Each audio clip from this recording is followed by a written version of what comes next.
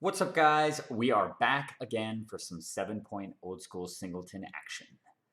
All right, when I last left off on this match, I just completed game number 3 against Mikl from France, and after a super blowout in the first game and a crazy comeback from behind, an epic 1 hour plus long marathon which saw me go effectively to negative life and scrape my way out of that situation using a combination of Divine Offering and ultimately Spirit Link to survive the onslaught and take game 2.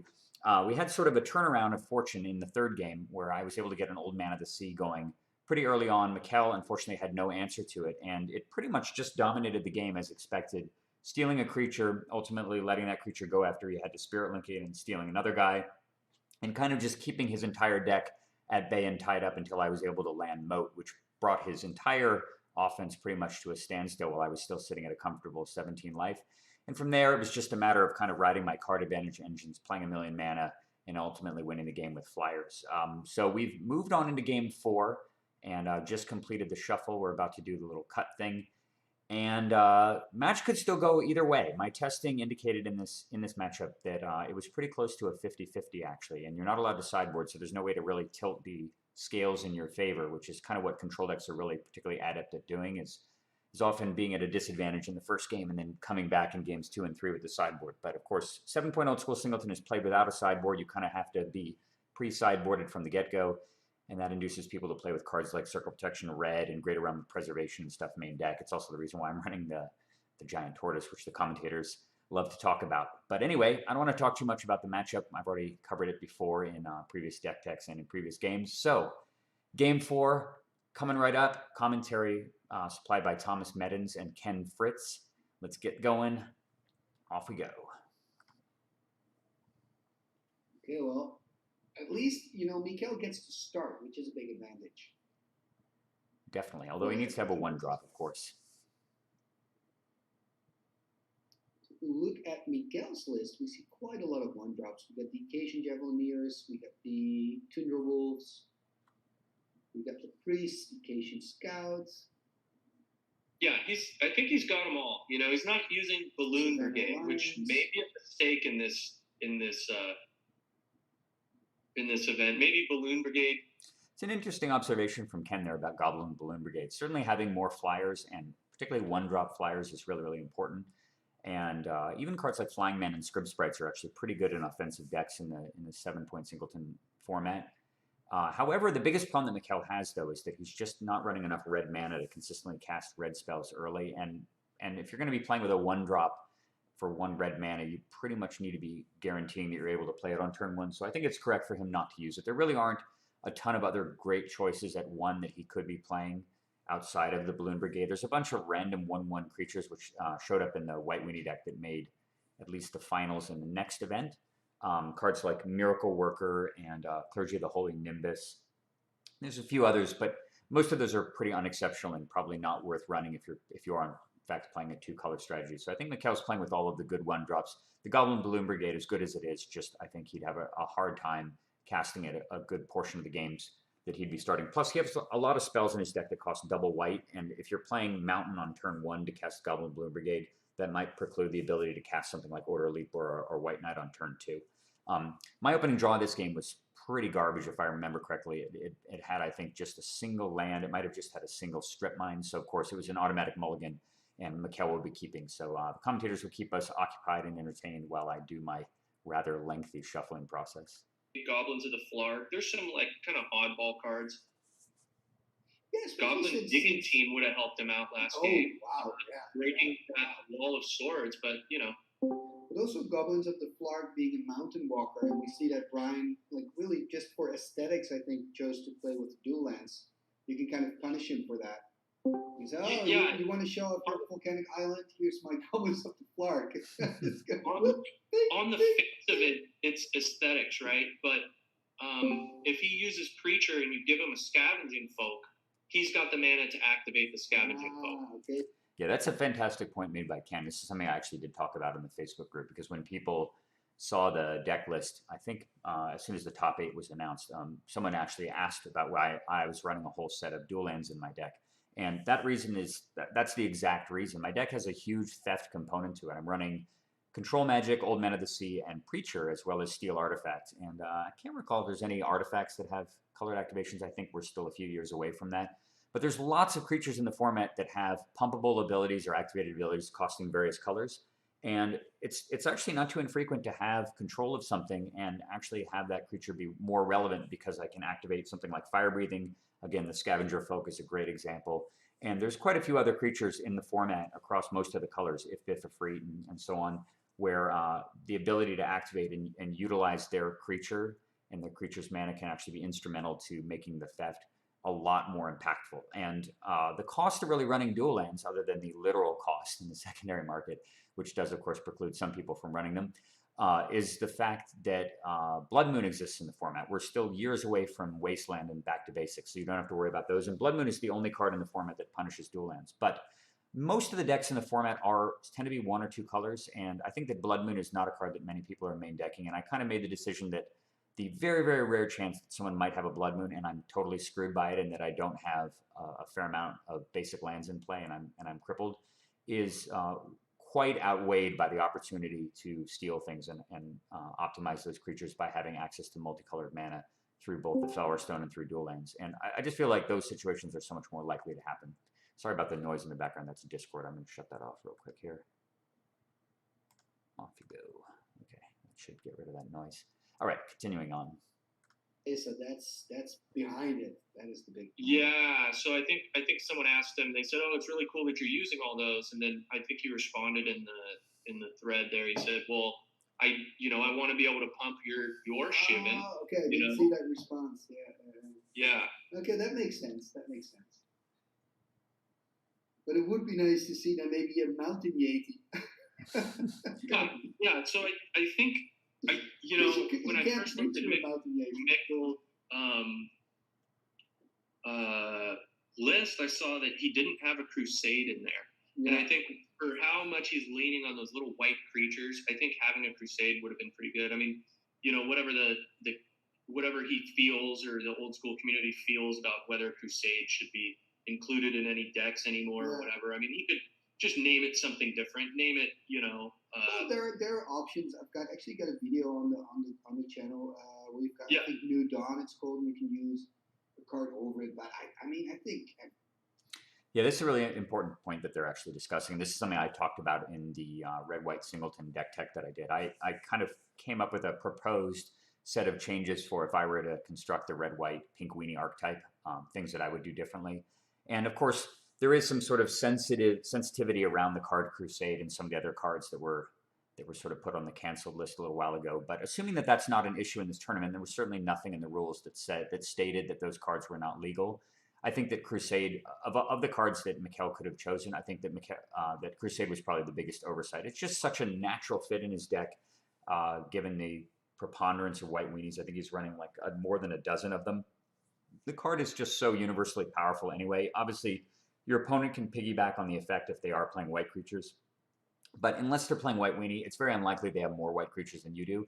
And the primary reason why you really want Crusade is you just want that extra health on your creatures when you're banding. Having an extra couple points of health to throw around with banding can just make the difference between losing a creature every turn in combat and literally losing nothing and putting your opponent in a position where not only are they under an extremely fierce and fast clock, but they can't block anything either because they literally can't kill anything in combat. You have something like a Banalish Hero banded to a Pikeman, banded to literally anything, a Tundra Wolf or a Mishra's Factor or something, and you have this crazy gigantic creature that you have to block with like a 5 power thing to even kill one creature. And that can be, well, I mean, that can just be completely unstoppable. You can just win the game extremely quickly. And even if you don't have banding, it just accelerates the clock. It just makes all those creatures so much more robust. It makes you much more resistant to a card like Pyrotechnics, which is played really commonly in the format. Cards like Alepile can't kill the 2 health creatures anymore. It's just the card is so incredibly strong. And maybe Mikl didn't have a Crusade. Maybe he just missed it. I don't really recall what his reasons were for that. But I think the commentators are right. Certainly Ken is right, and that would be the best inclusion. I know that I think that there have been some steps taken. This is something that Thomas is talking about right now. That in other versions of Old School that people are experimenting with, sort of adding more cards to the format beyond Fallen Empires. I think they've actually come up with sort of a subset of replacements that are culturally sensitive, that allow you to sort of have the Crusade style effect. There's a card actually printed in contemporary Magic called Honor of the Pure, which is just a strict improvement on Crusade in every way. It costs only 1 generic and 1 white, and it also only gives your white creatures +1/+1 rather than theirs. So it's just a straight up improvement in all respects, and definitely shows that Crusade, in addition to being canceled, is also rather outdated in modern Magic. Majority is fine with just using Crusade. Yeah, I think we all kind of understand, why it is the way that it is, but yeah, I think I would have liked to have seen a Crusade if he's not using Balloon Brigade, use a Crusade. True. Because if we go next turn, he's attacking for 2, right? So I just want to pause one more time to talk about the hands here. So for pretty much the first time, actually, Mikl I guess he had a 1-drop in game 1, but this is his second 1-drop in 4 games. So his deck, of course, wants to be just playing creatures and playing Sly style from the very get-go, and that definitely puts me under a lot of pressure. I got very lucky in this matchup so far that he hasn't drawn a turn 1 Savannah Lion, because the double pressure, being able to deal 2 damage, I have just nothing I can do short of a tiny range of things at the beginning of the game, really, the Tortoise, and maybe ramping into Felwarstone and something bigger to deal with a Savannah Lion, or maybe having just Swords to Plowshares or Spirit Link for it. So it's extremely problematic creature for my deck to deal with, and you can often deal 6-8 damage with just a single 1-drop. My hand in the second game, or the second hand, is phenomenal, though. I've drawn Moat again, and I also have Spell Blast in my hand. So just like in the third game, the game plan is really going to come down to get Moat, protect it, survive long enough to not die in the meantime. And that means that I need to basically deploy 7 mana. I need to play Moat, and because, as I mentioned in the last game, both of his answers to Moat cost 2, Chaos Orb and Disenchant, that if I keep 3 mana available with Spell Blast, I can stop one of those, and he's got to have the other one to break through the Moat. So that's going to really be the goal here. I did have to mulligan, and I don't actually recall what card I put on the bottom. It was probably something expensive. It may have been a card like Recall or something. But given the fact that the only reshuffle effect I have in my entire deck is Land Tax, and that's obviously, it's a contingency card. If I put 1 card on the bottom, I just know I'm never going to draw it, which is a little bit unfortunate. So quite bummed about that, but the rest of my hand is super solid. The only problem, as you'll see as this game plays out, is that I don't have 2 white mana again. Last game, the only source of white mana I had was my Felwarstone. This game, I have a single white mana source, but I don't have a second white mana source, and I draw a number of blue mana sources. But hopefully I can dig my way out. Unpause it. Because the only red creatures he has are the Granite Gargoyle and the Shooting Dragon. And the rest is all white. Well, okay, he's got Mishra's Factory and Trike and Juggernaut, okay, but a lot of white creatures. So yeah, it's a good point. And I guess he chose Army of Allah over the Crusade. Yeah, was Army of Allah on that weird list of things that they decided made people unhappy? Yeah, I don't think it is, actually, oddly enough. It's a good point. There's nothing intrinsically offensive, I think, about Army of Allah. It doesn't have a picture of Muhammad, for example, on it. But here's the early pressure from Mikl, by the way. Right? This is where Miguel's. All right, I've got my Tundra. Look, and Brian doesn't have an answer. He would love to have had a giant tortoise. But I have a duel? I have my best dual land in play. I can't lose now. I've got the Tundra. So is this one of the cards I love is Wall of Wood, but I don't think people are playing that either, right? Even in this format. Did you say Wall of Wood? Wall of Wood, yeah. 1 green for 2 plus value, baby. I thought that's what you said, but it's 3 toughness. I couldn't believe it. I think for and Brian, the art with the little baby eyes in between. I think Brian could use. Thomas makes a good point about Wall of Wood, but unfortunately, if you do play 7-point old school Singleton, and if you play just these older formats in general, what you'll probably recognize fairly early on is that walls with 0 power are really not worth playing. I don't think that any of the 0 power walls are really worth using. And the problem is that because the difference between having 1 power versus 0 on a wall is often the difference between taking 3 damage a turn and taking 0. If your opponent has a deck like Mikl's, are really the kind of decks that you want walls against. And so I think that one of the walls that I have considered in my deck is Wall of Spears, which is a 2/3 first striker, which does sort of bring most weenie creatures in the format to a screeching halt. And Ken's about to talk about another card that I consider, which I will address as soon as he's done discussing it. Wall of Air, Yeah. doesn't have that. That's another great point. That would have been an interesting inclusion. Yeah, because and Wall of Air fits into his deck really nicely.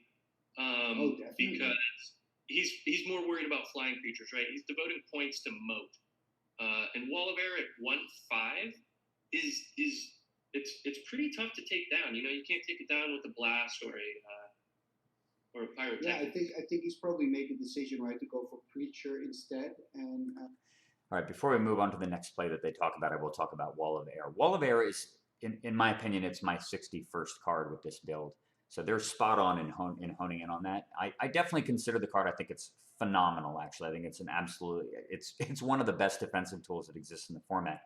But again, getting back to what I discussed before, my mantra over and over and over again when constructing control decks in general, and particularly this deck, is consistency over potential. And as good as the Wall of Air is, and it's amazing in this matchup, and it's great against nearly all the flyers in the format, and it's got that critical 1 power, it costs double blue mana. And my deck is already so double colored hungry with the ridiculous preponderance of things costing double blue and double white that I ultimately decided that as good as Wall of Air is, I just don't want to put another thing in my deck that costs double blue, because you just have so many of these games. Like this game is a perfect example. You'd think with the number of planes I'm running, I think I'm running a total of 12 white mana sources. I'd have to double check. I believe it's 12, plus the Fellerstone making it 13.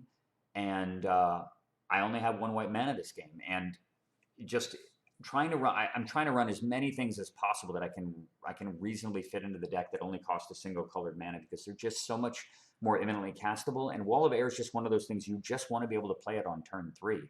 And ultimately, when I was thinking about what to put in, it was a decision between the Giant Tortoise and the Wall of Air, and I ultimately went with the Tortoise. Even though it's got 1 less point of toughness, it can't fly. It just struck me as being just so much more castable, and I'm so desperate for early plays anyway to be able to interact in the earlier part of the game that I ultimately went with that. But I do think there's tons of archetypes in the format. Certainly if you're playing mono blue in this format, you would absolutely want to run the Wall of Air. And if you're playing something like mono blue splash red, blue red is one of the best archetypes in the format as well, and doesn't tend to run nearly as many cards costing double red as this deck runs cards costing double white.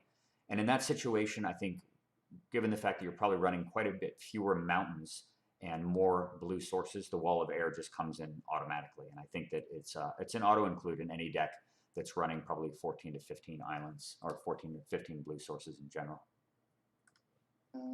Old Man of the Sea, is that 4 cast? Oh my gosh, is that a Spirit Link? It is indeed. Yes, he's probably going to Spirit Link the Javelin or something, right? Of course, definitely. Yeah, this is Because it has a javelin I can gain life from. Good sign for Mikl. This is a very good sign, because if that Javelineers is soaking up a Spirit Link, it means that Brian feels really pressured, and maybe he's got some top end threats, and he just feels like he needs to see them. That is a perfect description by Ken of exactly my thought process. I have the Spirit Link in my hand. As we saw in Game 2, it's an incredibly important resource to have, because it gives me this long game route to get back into a game where I'm woefully behind and I'm in danger of being burned to death. And so I'm really reluctant to burn a Spirit Link. I actually had it in my hand the turn before, and so I was going to wait maybe 1 to 2 more turns to see if I drew anything, something like Wall of Swords or the Old Man of the Sea, or something that could get in the way, maybe the tortoise, that could get in the way of this early rush of creatures, because I don't want to use the Spirit Link. It's sort of analogous to Swords to Plowshares. It's a very precious resource, and it has that duality of allowing me to gain steady life turn after turn to recover in a game when I'm really far behind. But I sort of realized I haven't drawn that second white mana source yet. I don't know where it is. It could be 8 cards down in my deck, and testing has shown time after time that the deck just sometimes will just deliver 5 or 6 consecutive mana sources of the same color without giving you that precious double color of the one that you don't have.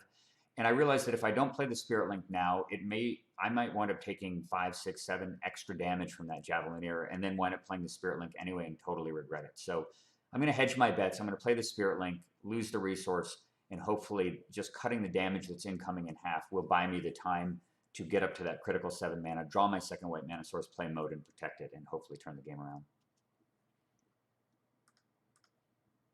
But I mean, it would help for Miguel now to play another creature, get some more pressure on, because now he still has that opening. Yeah. So what he wants right here is like a granite gargoyle or something. Okay.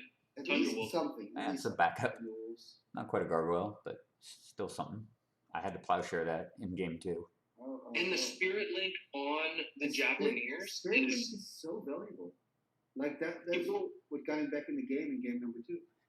Yeah, Spirit Link was kind of like the unsung hero of Brian's epic comeback in game 2. So it's kind of telling how he feels this game is going if he were to use such a valuable card so soon. Exactly. His hand is probably just full of expensive.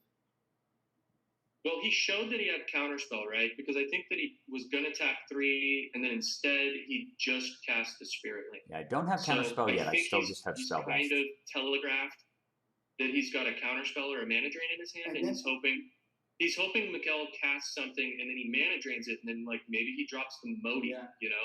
It's very possible. Yeah, or the Air Elemental. Notice five blue sources, 1 white still. That Spirit Link earlier, he could have said, I'm just going to wait and put it on my Air Elemental later. Yeah.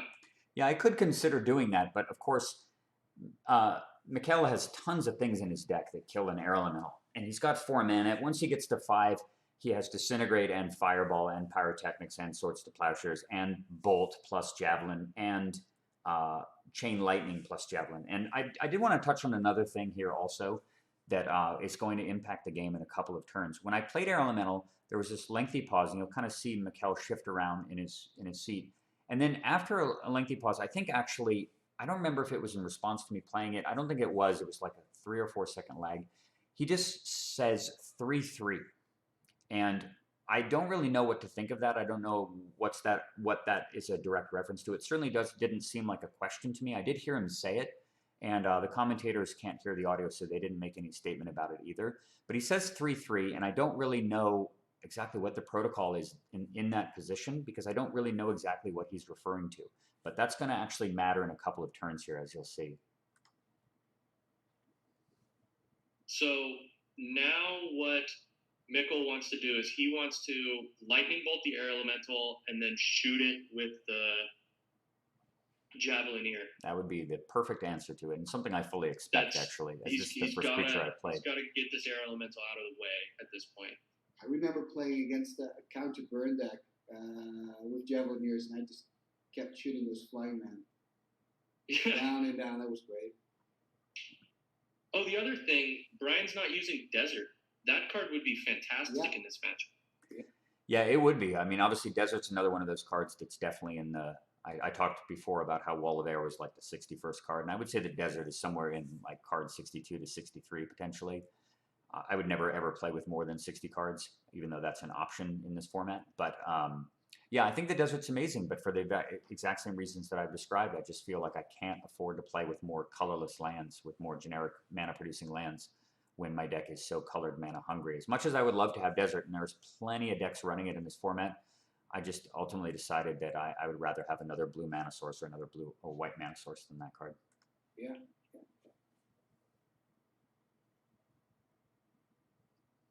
Yeah, you're right. Desert is great with Chain and Lightning Bolt. Well, Lightning Bolt actually, not Chain, because it's a sorcery. But because it kind of helps you not to have such annoying 2-for-1 that you often have in those cases.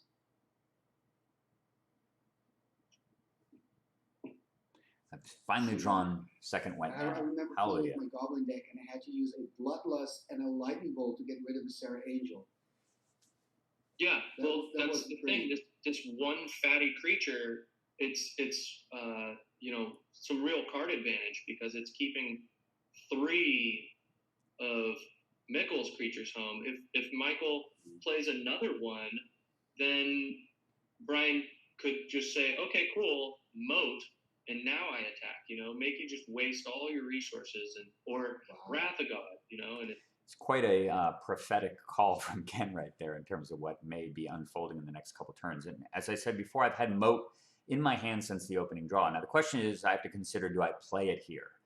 Or do I think that the Air Elemental alone is enough of a barrier, enough of a roadblock for Mikl to just hang back. Now, of course, he's sitting at 4 mana. He's got 4 cards in hand. The chances that one of those 4 cards removes Air Elemental, in my opinion, is rather high.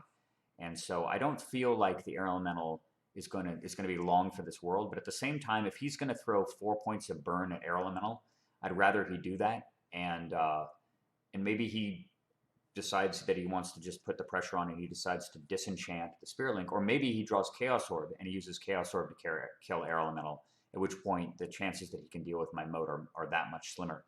So again, I really, really want to wait to get to 7 mana before I play my Moat so I can protect it with the Spell Blast that's in my hand. But I may not have that kind of time. We'll just see how it goes. It's a tough road to hoe for Mikl right now. If he's not able to eliminate the Air Elemental, Brian Weissman is going to do the same thing he did in Game 2 or in Game 3. He's just going to slowly proliferate and take over the game. What I kind of like about, Brian's philosophy is, usually you're behind on board or you're ahead of board. And when you're behind on board, you want to get ahead on board. But Brian's, I think, strategy is more, I just want it to be like stalled. How do you say it again? When it's kind of leveled? Yeah. Right? Yeah, that is a very, very good summation of kind of my Magic philosophy in general, something that I've been talking about and writing about and certainly utilizing in nearly all the playing that I've done over the years, which is that basically when you're playing a control deck, your objective most of the time is just simply don't lose. And when your objective is to not lose versus not only not losing but also winning, you sort of take half of the struggle in a game of Magic out of the equation, and you put the onus on your opponent to try to kill you.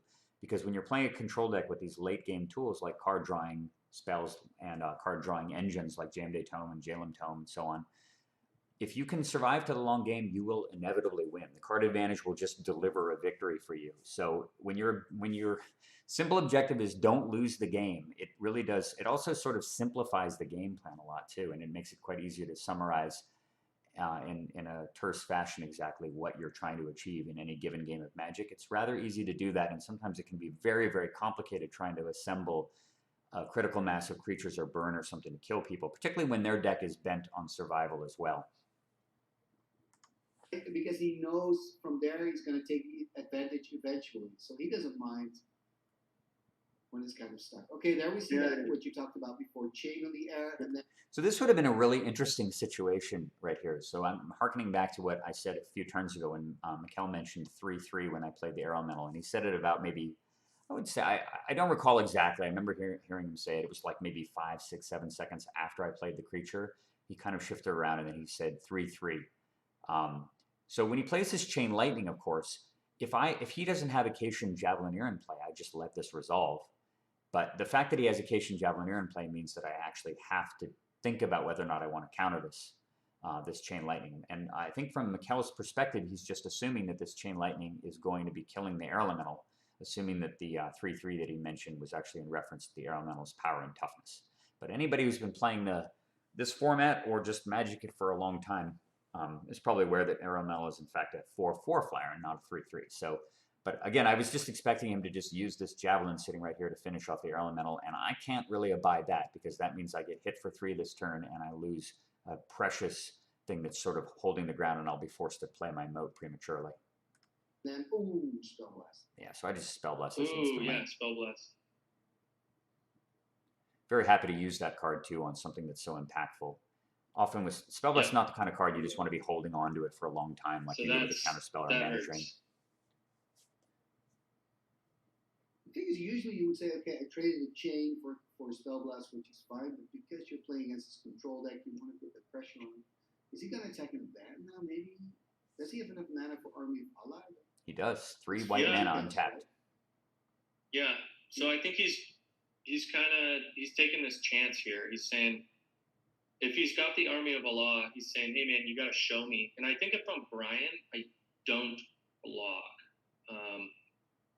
Because I think Ken's right there. I think I certainly do not block if I don't have any other responses in my hand. But my hand is still fairly stacked. If you look at it, I've got 6 land in play, and we are on, I think, about turn 6 or turn 7. So I've drawn Spirit Link, Air Elemental. This is the first spell that's gone to the graveyard. That's only 3 cards. So I think my hand, even with the mulligan, I think is 3 or 4 cards. It might be 4. And one of those cards is, yeah, one card is Moat, we already know that. And one card is Swords to Plowshares. And so as soon as he actually attacks me, there's this lengthy pause. You can't hear the audio, but I literally say to Mikl, how many armies of Allah are in your hand right now? And I said that to just sort of try to get a read, see if he would laugh or, maybe even reach for his hand or look down at his hand. This is the kind of thing you can do when you're playing across the table from somebody, and you can often get some information just based on their reaction. And I was trying to get a read on whether or not he had the card, because if he attacks and he has Army of Allah, however, both of these creatures, he has a scout back anyway, but both of these creatures are first striking, and Army of Allah gives +2 power. So even if I have Plowshares and I say Plowshare the Bander, that leaves him with a 1/1 that gets boosted up to a 3/1 first striker, and he still can do the whole shoot it with the javelin and finish off the air elemental. At the same time, I feel like with my life total at 14, if I don't block, he might Army of Allah and hit me for a total of 6 damage plus this thing. And I decide that even if it means that my air elemental is going to die, I don't really feel like I can take the risk of taking that much damage right now. So, and I can always use the, since they're banded together anyway, and he's Army of Allah, I'll just be, that's fine. You traded Army of Allah and you killed off an air elemental, but I mitigated a ton of damage. I still have the Swords to Plowshares, and now I can just play the Moat and not worry about these ground creatures. So I'm definitely going to block, and we'll see what happens. This band has first strike. Yeah. So, of course, it depends again if he has a counter spell in hand. That is true. Yeah. So, And it is the kind of thing where I might actually insane. even use a counter spell there to And protect the air Brian could elemental. block, and then He's he could gonna wait block. for the Army of Allah, and then he could say, okay, I plow the pikemen, and then my air elemental kills your wolves, and I'm gonna start beating. that is a sweet one. So here now we see the sort of end result of the 3/3 confusion. So as soon as I declare a block, Mikl goes, cool, I'm going to tap my Acacian Javelineer. I'm going to deal 1 damage to the air elemental. That's 1 point of pre-first strike damage. And then with the 2 additional damage coming from the banded first strikers, that's a total of 3. And if the air elemental were in fact a 3 toughness creature, it would kill it off. So that's clearly the assumption that he's operating under. And as soon as he taps it, I acknowledge that it's taken 1 damage. I reach over to my die and I adjust my life total. And at which point Mikl is going to be a little bit confused. There's this lengthy pause, and he sort of asks me why the air elemental is still alive after first strike damage, and I indicate to him that it's a 4/4. At which point you'll see he unwinds the play, realizes his confusion, and takes back the javelin. And I was actually fully expecting him to take back the attack as well, and I would have let him do that. But you'll see that he ultimately realizes his mistake and decides that combat is still going to resolve. And he doesn't, in fact, have the Army of Allah that I was worried about the whole time. So I'm not quite sure what's happening. So you see me gaining a life here from the javelin. Okay, so wait, what And did he adjusts happened? my life total too. Okay, I'm at so he 15. tapped the pikemen. Yeah, Brian just gained a life. he tapped the Javelineers for 1 damage, so there are now 3 damage on the air Yeah. elemental. So I'm indicating that it's a 4/4. I'm tapping it. Yeah, if he so blocked, 4/4. there's 3 on the air elemental. Or no, he says, oh wait, no, it's a. I'm sorry, I thought it was a 3/3. Is he taking it back? I think that's what he said. Yeah. So I lose the life point So again. yeah, I go back to I 14. don't know what's going on here. He says, oh wait, no, I didn't block. Or he did. What happened? I think that maybe Miguel made an error thinking it was a 3 toughness, maybe? Yep, that's exactly Oh, okay. correct.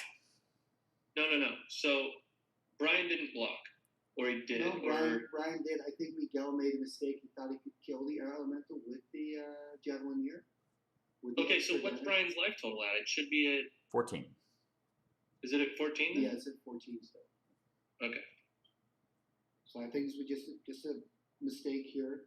Or Oh yeah, that's rough. Okay, so here we go. Now he's not gonna have first strike, but he can ban the lion and the pikeman, and then yeah. the Japnir can shoot the air elemental down. And guess what I draw right on that turn? My deck just smiles and delivers counterspell into my hand. At which point I no longer have to worry. The coast is basically clear. I'm very confident he doesn't have Chaos Orb in his hand because he would have almost certainly used it to destroy air elemental. And now I can safely play Moat. And I don't have to worry about that Savannah Lion or the Pikeman or the Acacian Scout or the Javelineer or, well, a whole range of about a dozen or so threats in Mikl's deck. Works, but it is rough though, because now he just lost his 2 new rules for nothing. Yeah, ultimately it doesn't matter though. The Wolves died, Taking and it was damage for- the thing that's interesting too is that it was actually a great. It could have been a great bluff, and I think that a lot of players actually would have even just attacked in this situation regardless. That because they can't just sit there all day and let me just draw more threats and more answers and so on. And there are absolutely valid reasons for me not to block. He attacks with those 2 creatures in a band. He's certainly representing something like Army of Allah, and I might be reluctant to actually trade my Air Elemental for Army of Allah, and I might just wind up taking 2 damage. So it's a completely reasonable attack, and there's lots of players who would have not only attacked there, but there's a lot of players in my position who would not have blocked, and they would have just happily taken, well, not happily, but they would have taken the 2 damage and waited to see if they could draw some other answers or utilize the Sword of Plowshares in a different way. To potentially protect themselves, but maybe even plowsharing their own Air Elemental to gain the 4 life back if it was just going to die to first strike damage. So it's not a totally unreasonable play, and because I just drew Counterspell to protect Moat anyway, the Thunder Wolves being dead doesn't really impact the game at all anyway, since they would not have been able to attack. Oh, and that's the end of that. That's that what is the he end talked of that. about as well, right? That he was kind of Yeah, and I don't even hesitate to attack with Air Elemental here, since I can protect the Moat. I'm not worried about him destroying it and then cracking me back in the face for 5. And so now Brian has a counterspell in his hand. I think this game is over, and we're going to declare Brian the champion, man. Not quite yet. There's just not a lot that Mikl can do. Still some cards left to be drawn. Unless he can disenchant. If he can disenchant, he can. He may be able to win this race. He'd like to put a land down, maybe try to Pyrotechnics the Air Elemental. I don't know. Let's see. He's only got 2 cards. 3. He's got 4. He's actually got 4, but none of Brian them, has to be none of them low are on down. cards at this point. And most importantly, he only has 4 lands No, still, what which he's I'm got. of course paying very close attention to. He's gonna say I think 4 I have. damage. I think I have 4 cards in hand as well. It's exactly. It's like you said. If you would jump into here at game number 2, Mikl, you would see that Mikl is 1 up and he's winning. You would think, hey man, he's gonna take it. And now tables have turned. Once again, He's 3 turns away from winning, being the champion. Yeah, so Brian kept that hand because he saw, hey, I've got a Moat, I've got an Air Elemental, I'm gonna win this game. 1/2 of that equation.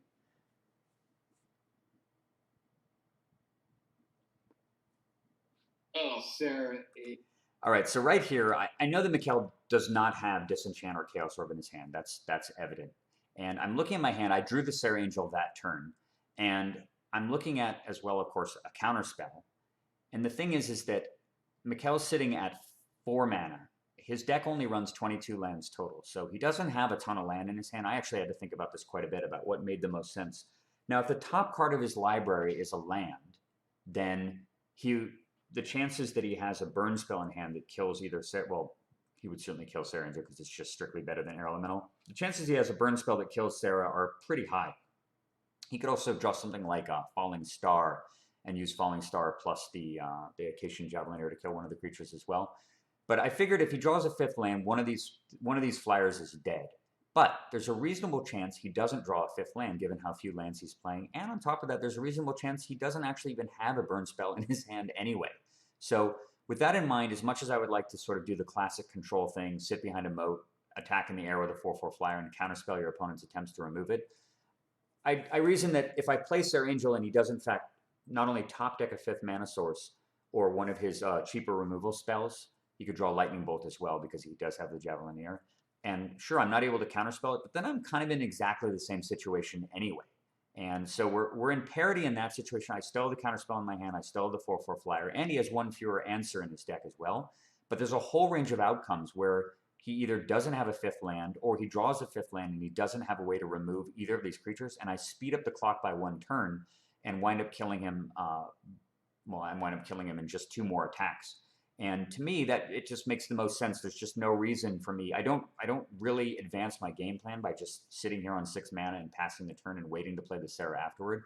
He doesn't have anything in his deck that can kill both of my flyers. He's not at the same time. He's not running Hurricane. He's not running Wrath of God. There's just nothing he can do that can kill both of the flyers. So in only a small range of outcomes is playing the Sarah anything other than just maintaining parity. And in many of those outcomes, playing the Sarah speeds up the clock substantially and puts all of the pressure on Mikl to draw an answer. Plus, he has cards like Granite Gargoyle, Mesa Pegasus, and Thunder Spirit, and his own Sarah Angel that could also get in the way here and slow down the clock and buy him some more time. So it totally makes sense for me to play Sarah Angel, even though it means I can't counterspell.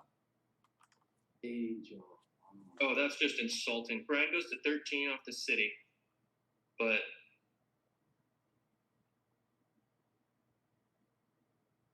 I think that this is it. He says, I got one more card.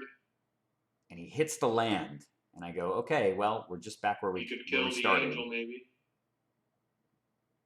Oh yeah, we're getting a comment here. Yeah, the lands are an issue, definitely. Yeah, but he is only playing 22. I mean, I'm running 27 mana sources. And he only has one fewer lands than I do. But he has nothing. Finding that fifth land is important because that would allow him to... That's just crazy. So he plays the land. He sort of throws up his hands in an understandable frustration. He has nothing that can kill a 4/4 flyer in hand. I can't even believe that when I see it, but it does happen sometimes. Sometimes you just have some reactive cards that aren't going to affect the outcome. I don't think he has Aelopal in his hand. I figure he probably does have Shivan Dragon in his hand. And I was thinking about the other range of things that he could be holding. Maybe it's just some additionally, he may have just top decked or just had a ground creature in hand. Because as we've seen before, Mikel's very patient. He likes to hold back on his threats. So his hand just might be a bunch more ground guys that are all just kind of useless because of the moat. And his deck did not deliver him any answer to a 4/4 flyer, at least not at this stage. Fireball or Disintegrate or Pyrotechnics and get one of those fatties out of the sky. He's got five lands now. So I smash him for 8 and I take him to 4. And then he's just looking at the top. That's his game, right? Because he goes, okay, I attacked you for 8, mark your life total down. Yeah, so he's on 4, he's taking his turn. Okay, I'm 4. He draws his card, he's looking it over. I think he's gonna Thunder Spirit. Good call. Yay, Thunder Spirit. Okay, but it's not gonna save him. He needs another blocker. He needs a plow. He needs a plow and a bolt, like what he could do, because he still has that's his Spirit Leaf. It's not. And there it is, the virtual handshake. Mikl says, there's nothing I can do, it's yours. Yeah, that's it. So I'm going to get the audio back up. Okay. So you can hear me chat a little bit. We're just going to banter a bit. Players talk. A lot. And this matchup feels like flipping a coin most of the time. It was like almost exactly 50-50. So... when Moat is on the game, it's difficult. Yeah, this guy, Old Man of the Sea, beat the whole deck basically. So just a matter of getting those two. But congratulations on how well you played. 7-0 is incredible, and hope we get to play again. Thanks. Thank you, Mikl. Have a great night. I'll see you later. Bye. Bye-bye. And that is it. The conclusion of event number 9, 7-point old school Singleton in the books. My blue-white deck, version 2.5, basically of this archetype, manages to go undefeated throughout the entire tournament. I went 4-0 in my pod. Didn't actually have to play my 5th game due to somebody having to drop out. And then went 3-0 in the top 8, dropping only a single game along the way, and that was the first game of the final. I lost 2 games in the Swiss, once to mono red and once to I think blue red green. But overall, I was extremely happy with how this deck performed. It just everything that I sort of set out to do when I rebuilt it after the first event that I played in kind of came to pass. It had it ran all of the best cards that I felt existed in blue and white, probably with the exception of the aforementioned Wall of Air. And the really big and consistent, robust mana base allowed me to overcome a lot of kind of sketchy starts where I had a lot of good spells in my hand, but kind of sketchy mana. And the 3-color decks really, really struggle in those situations where you're trying to not only draw more mana, but you have to draw mana of exactly the right color before your opponent kills you. I was able to weather the storm, some crazy situations earlier on in some of the earlier rounds, some crazy game in the quarterfinals as well that I was able to record, some other neat games in the pod that I also got on video, which I, if provided that people are enjoying these videos, I would love to go and revisit those games from the earlier rounds. So if you see the comments here, or if you watch this video, if you enjoyed everything I posted and you'd like to see some of those earlier rounds against some more diverse opponents, there's some interesting control decks. There's some combo decks, some mono red. I think mono red stuff, but yeah. I don't know if I recorded mono red, but there's a blue, red, green aggressive deck. Just kind of a whole gamut of the kind of things you see in 7 Old School Singleton to revisit. So if you guys are interested in seeing those games, I would love to go and record the videos for them and post those up. Of course, they won't be director's commentary since they were just played in essentially the Swiss rounds. But I think they'd be entertaining to watch. I really, really enjoyed the format. This tournament in particular, I think the format is fantastic. Big thanks to the pioneers. Thomas, I think his name is Ribet, R-I-B-E-T, is I believe the person that came up with the format. He's been the main steward of it on the 7 Old School Singleton Facebook group. But if you've liked these videos and you want to take a stab at the format, I think event number 11 is ongoing right now and should be concluded in a couple of weeks. And I'm sure right on its heels, we'll have event number 12 with the ever-evolving points list. After this event, in fact, a couple of adjustments were made. Disintegrate was moved up to 1 point. Time Walk has moved down to 2. Black Lotus has moved down to 3. And apropos this matchup, this Mighty Enchantment was moved up to 2. And I've actually made some adjustments to my deck as a result of that, which I'm sure I will unveil in a subsequent video. But thanks for sticking with me, guys. Thank you for watching all these games. If you've stuck it out all the way to Game 4, and I will have more 7 Old School Singleton content coming up very, very soon. See you guys all later.